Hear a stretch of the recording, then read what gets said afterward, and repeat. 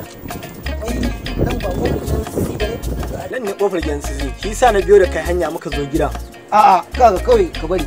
Ni tun da mahaifinta bai da mutunci kwanakin baya ya muna cin mutuncin nan. Ya kare mana ba sau ɗaya ba sau biyu ba. Gaskiya ni ba zan iya zama ba. Saboda bai san alfarma ba. In dai akan son zai ne. Duk abin da zai faru a gurin nan sai ya same ni abokina. Sai na dawo. Ni zai ka gani ne ina nan gurin ko me zai faru ina gurin nan.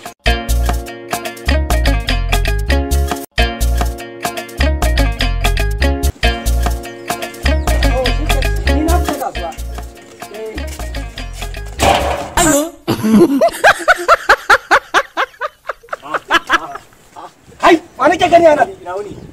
A wuno. A wun lafiya? A wuno. Wallahi jan zai na zo. Kawu. Wallahi in nan taka tiran da na haɗe ita. San ta higa zuciyata. Kace idan komai zai faru, inda akan zai ne kawo. Wallahi zan jure. Ina kaunar ta. Laila Majnun. Iyayen soyayya. Ban hana ka zuwa kofar gidan nan ba? Inda akan zai ne kawo. Wallahi zan jure. Ina kaunar ta. Ya kana. Ya kana.